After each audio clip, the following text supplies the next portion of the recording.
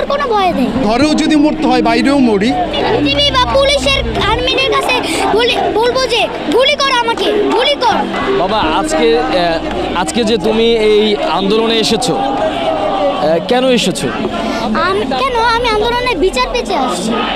কার বিচার যেতে? যারা অকারণে শহীদ হয়েছে, অকারণে শহীদ হয়েছে যারা। এখন তুমি কি চাও?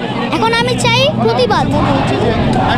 আর আরেকটা চাই যে হাসিনা যেন এই প্রধানমন্ত্রীর চেয়ার থেকে সরে যায়। হাত প্রসারিত করে গুলি খেলো, তাদের ব্যাপারে কি বলবো?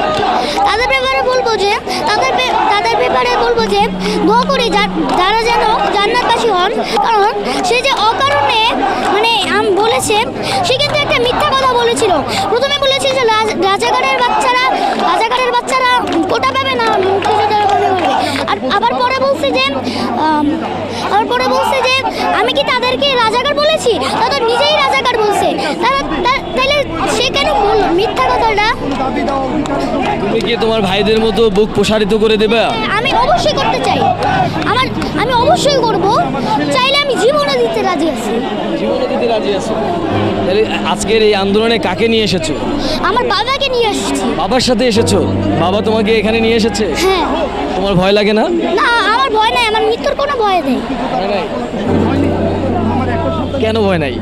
কারণ যেই ভাইয়েরা আমাদের ভবিষ্যৎ চিনে, মানে ইয়া করে যে শহীদ হয়েছেন, তাদের জন্য আমরাও জীবন দিতে পারি না।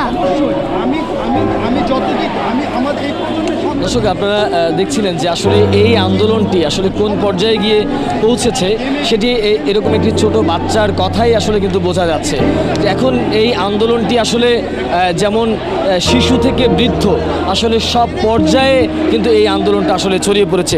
আমরা একটু এই যে শিশুটিকে এই আন্দোলনে নিয়ে এসেছেন তারই পিতা, আমরা একটু তার পিতার মুখ থেকেই শুনবো যে আসলে তার সন্তানকে নিয়ে এই আন্দোলনে যোগ দেওয়ার কারণটা কি। আচ্ছা, আপনি তো আপনার সন্তানকে নিয়ে এই আন্দোলনে এসেছেন, আসলে এতটুকু বাচ্চাকে নিয়ে আসলে আন্দোলনে আসার কারণ? আচ্ছা, মূলত এর কারণটা হচ্ছে আমরা তো ঘরেও সেফ না, সুতরাং ঘরেও যদি মরতে হয় বাইরেও মরি, সেই চিন্তা থেকে। আর আরেকটা ব্যাপার হচ্ছে, আমার ছেলে যখন রংপুরে আবু সাইদ শহীদ হন, তখন ওই ভিডিওটা দেখে সারা রাত কান্না করেছে আর বসে এই ছেলেটাকে কেন মারছে। তখন আমি তাকে বুঝাইছি, বুঝানোর পর সে আমাকে বললো, বাবা এই আন্দোলনে যদি যখনই মিছিল হবে তুমি আমাকে নিয়ে যাবা। আমি বললাম যে যদি কোনো সমস্যা হয় তুমি কি ভয় পাও? সে বলছে, কি বলছো? আমি মৃত্যুর কোনো ভয় পাই না। ও মৃত্যুকে ভয় পায় না। আর টিভি বা পুলিশের আর্মিদের কাছে বলবো যে গুলি কর, আমাকে গুলি কর। ঠিক আছে, এই হচ্ছে আর কিছু ভাই? আপনারা দেখছিলেন যে একজন বাবা তার সন্তানকে নিয়ে এসেছেন এবং সন্তান বুক পেতে দিচ্ছেন যে এই অস্ত্রের মুখেও তিনি দুই হাত প্রসারিত করে দিচ্ছেন।